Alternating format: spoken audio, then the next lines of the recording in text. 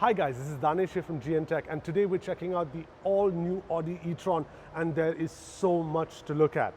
I've got with me Zohaib Barawi from Audi Middle East. First of all, thank you for your time. My pleasure. All right. Secondly, how did this come to be? How did Audi come to create the E-Tron? Tell me about that. Well, first of all, the E-Tron Sportback, as we see it here, embodies the unification of electrification, which we believe is the future of the automotive industry, together with practicality. Now, today we see that SUVs are in very big demand, right? Of course. And therefore, the brand decided to bring the first electric car as a SUV body type. Okay, this car really, like any other Audi model, has 100% Audi DNA. Right. What is meant by that?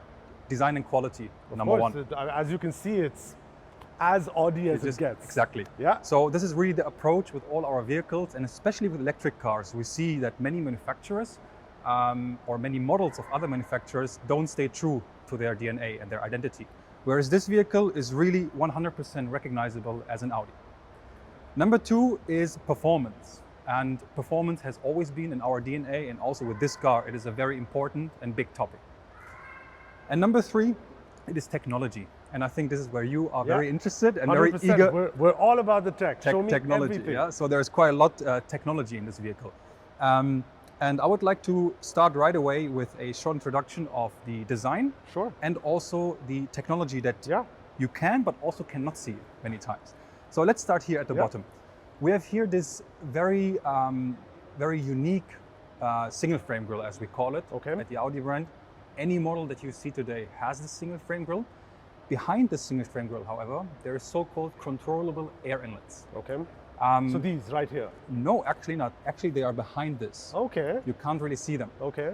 The control unit actually in the vehicle decides at what point they are opened or closed. Depending on what kind of air intake the car needs. First, okay. Yeah, so it really is important to allow air to flow into the vehicle, which then can aid to cool the front motor. Right. But it also enhances the aerodynamics of the vehicle, because at certain situations they are closed. So instead of the air flowing in, it actually flows over the vehicle without any swirls. Okay. Okay, so this is, for example, something that you don't see. Right. Then let's move on to this side here. Okay. Part of the aerodynamics are also the air inlets. Right. Which not only look great, but again, they also have a functionality. And as you might think, they really guide the air here through the body and can assist in cooling the brakes. Okay. When it comes to tech especially, we also have these beautiful matrix LED lights. Right. They look great, and they also have very interesting functions. For example, increase the safety for the driver, create a very homogeneous light that is very pleasant to your eye, and also for people that are driving in front of you. And most importantly, they're noticeable. You know an Audi is behind you when these lights are on. And if you look at those beautiful lines here, this is a key feature of any Audi electric vehicle. Right. Any e-tron of the e-tron family features these lines on various positions on the car. And this brings me to the side of the vehicle. Here we have the charging port of the e-tron Sportback. I can just open it. I mean, look at that. Push look of a at that. button. Something so simple. Something so simple. This is when I love when brands do the smallest things that make your life easier. We've all seen ports. Now, I've seen a particular brand where it just looks like a regular fuel port. But this is something so small where they've used technology to just make it look nicer, to feel nicer, to make it easier. I love it. I love it. Definitely. Sorry. Continue. No problem. Tell me No about problem. it. Anytime. Here we have this is the standard charging port, right? So you have the AC charging port at the top, and you also have the DC charging port as you pull this down below here, which you have to pull down to access, right? Right. DC obviously mostly used for public charging, whereas AC can be used on either public or private charging. Right. Right. One small thing I really like is when you press this button but forget to close this flap. It closes it. It's small, but I love it. It makes all the difference. It makes a difference. I love it. The smallest things. Definitely. All right, let's jump onto these. So we had a bit of a drive with the car earlier, and there's a bit of footage which we'll show you about it. But this, okay, so I'm sure if you can see this, you're wondering, right? This is a bit smaller than a mirror, because it's not, right? Again, technology to make a simple feature much, much better. This is a camera. So tell me about the camera. So we call these beautiful things virtual exterior mirrors. And as he said already, this is not a mirror itself, this is a camera. A high-resolution camera that basically projects a picture of your surroundings on a display that you cannot see right now. It's on the inside. We'll get to that in a minute. Yeah. In a minute. They are optional on this vehicle. So standard, we have normal mirrors. Right. Yeah, but it is part of the so-called customization offer of this vehicle. Okay. So we still leave the customers the chance or the choice to switch to these mirrors or keep the standard ones. But they also have a other function than projecting this picture of your surroundings. They also add to the aerodynamics of the vehicle. Right. Actually, they increase the range, the electrical range, by up to 7 kilometers. Okay. All right. So since we've touched upon the point of range and the fact that this car is electric, let's jump into motors. So this car has 2 motors. All right. It has how many batteries? 1 battery. No. How many units? 36. 36. What do we call them? We call them cells. Okay, so cells, 36 cell battery right underneath the car, and you've got 1 motor here and you've got 1 motor at the back. So tell me about the motors. Correct, very simple. We have a dual motor vehicle with a 135 kilowatt motor at the front, and on the rear axle we have a 165 kilowatt rear motor. In between, as he already mentioned, we have the battery and all the control units that basically control the vehicle. That's it pretty much. It's very simple. So everything that you know from a regular vehicle has been stripped out. There is very little moving parts. And everything has been replaced by electrical units that actually govern and make the decisions. Fair enough. Now the part that we like the most. Like, I know why you come to GN Tech, right? So let's jump inside and take a look at what we're getting inside the car. And I promise you a lot more there as well. All right, so now we're inside. COVID time, so masks are on. Okay, so first things first. This interior is absolutely gorgeous. There's screens everywhere. There's so much information and all kind of geared towards the driver. So I'm guessing that when y'all created this interior, it was with the driver in mind, right? Definitely. So tell me, like, let's start with the display that's right in front of the driver. What all are we seeing over there? So first of all, on this driver information display that we call Audi Virtual Cockpit Plus, okay, there's literally everything on it that you as a driver need to know. Right. Every information that is useful and important for you while driving, but also while you're stationary or while you're charging the car, right, can be displayed on that part. Okay, so let's just break it down. On the right side, you have that basic speedometer that we all know, right? And then you have that top bar where you can toggle between different functions, such as radio or the navigation system. Right. But the interesting part is actually here on the left side. This actually shows you how much power you have available. Right. So, upon turning on the car, it will normally display a green bar that reaches all the way to 75%. Okay. Putting the gear lever, which is by the way also quite fancy. Yes, we'll come to that. We'll come to that. Into S, you will see then that the green bar reaches all the way down to where it says boost. Correct. This will indicate that you have the full power available. Okay. Right, and this is also the power you need in order to achieve the acceleration time, the official time. Right. So, so first and foremost, the driver over here gets to see the battery, gets to see how. So when I was driving it, I noticed that I can see how I'm driving, how much power is being used. You can also see regeneration. Definitely. So for those of you who don't know, regeneration is something that's common to electric cars, where basically as you brake and as the kinetic energy of the wheel is not lost, it is instead used to repower the engine. A very, very neat feature. And I think in the E-Tron, you've said that overall while driving, how much can we get back?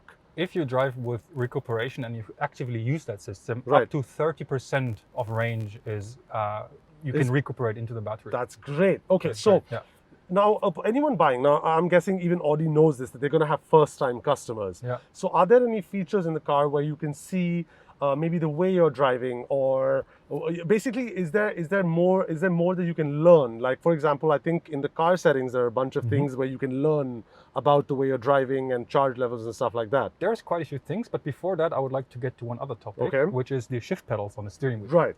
Which have connected to the recuperation system a very important function, because with those shift pedals, as you know, in this car we don't have gears as such.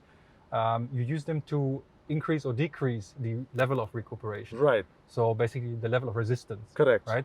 And upon pulling the minus or plus, you will see a small white bar where it says charge, moving up or down. Yeah. The further down it moves, the stronger the resistance is. Right. You might have felt that while you were driving. Yeah. I did. Correct. Back to your question though. Yes, in the car settings, there's quite a few things. And there's one thing I would like to show you.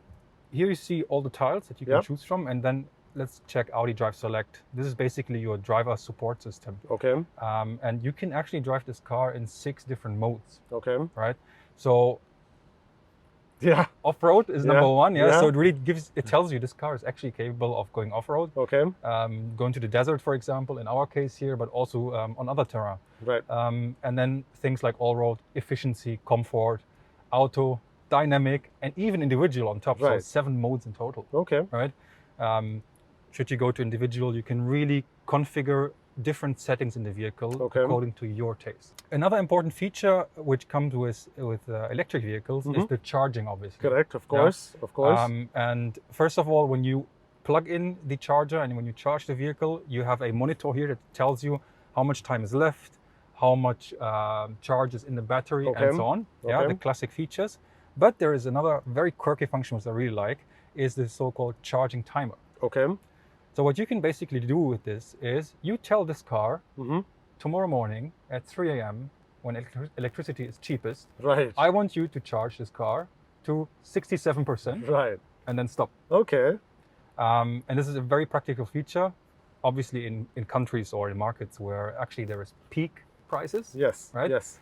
But also should you go on vacation, for example. Okay. And you don't want you want to avoid a discharge of the battery. Right.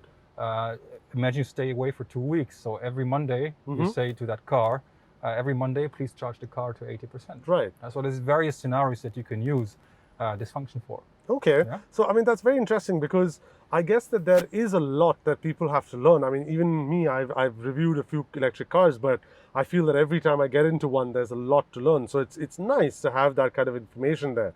All right. So moving on then, this is the main display where you control, apart from that, your media, navigation, stuff like that. Then the lower display is where you do your climate control and things like that. Correct. Then we've got this beautiful, I love it. I love this since the second I sat in the car, this gearbox. Yeah. It makes so much sense because most people are just like, oh, we don't need a gearbox anymore. It's an electric car and they remove it. Yeah. But let's be honest, most of us like to drive. Okay, Yes. I love to drive like this. I love to have a bit of a rest. Yeah. And then a little toggle, just need a finger, Very and simple. that's great. It moves. And it's actually the biggest rest you've seen in any Yeah, car. it's really, really nice. So next, let's come up to this little star over here. I think it's one of, I think it's a bit of a yin and yang. It's something that people have to get used to. But when they do, like I would say an hour and a half plus driving, my eyes adjusted to it very easily. So tell us about that. So these are the OLED displays. Okay. Part of the external virtual exterior mirrors, as we call them, right? Okay. OLED displays, I think, very well known to the community. Just for a reminder, maybe organic light-emitting diodes. Yes. Very interesting, very expensive Very technology. expensive, yeah. But a technology that really allows you to explore very new opportunities. And right? more importantly, OLEDs, I think, are extremely clear with good color. Definitely. So from a perspective of the fact that they are your side mirrors, it's very important. So as you say, color is one thing, contrast is another thing, brightness, and all of that without really stressing your eye. Right. So it's very pleasant for your eye. Yeah. That brings me actually to the main feature that's for me very important, because in our region you really like to tint your windows, right? Yeah. That's very common here. I have a 50% tint, which is fine. Yeah. But some people go crazy with 100. Same. And at night, that makes it quite difficult to actually view the normal mirrors. Right. And now you have this. So now you have this instead, and this gives you, and this is really a major advantage. At night, you have a picture-perfect picture. Yeah. I mean, it's perfect. Great visibility, and So. I mean, in my drive, I noticed that adjustability is right on the mirror. Correct. So, like in this case, I can adjust that mirror, which is happening over there. Yeah, you can just push it around. Yeah, very interesting to see. I think in my drive, the only part that took me time to get used to was parking with it. I think that's a bit of a learning curve with the car, but in general driving, it worked great. Maybe it will help you to go back to your old school driving, right? Maybe. Use your shoulders. Maybe. You never know. You never know. Don't rely too much on tech. But yes, and anyway, that was a quick walkthrough with the new Audi E-Tron. So much to like. I mean, first of all, love the fact that it's moving electric. Secondly, and our audience loves this, that there's a whole lot of tech inside the car. Small things that the company has thought about very, very well. I mean, that the opening of the electrical port. So nice. If you have any thoughts, please do let us know in the comments below. Thank you very much. Thank you for your time. Anytime. All right. And if you like this video, please do like and subscribe. And thank you very much for watching. See you in the next one.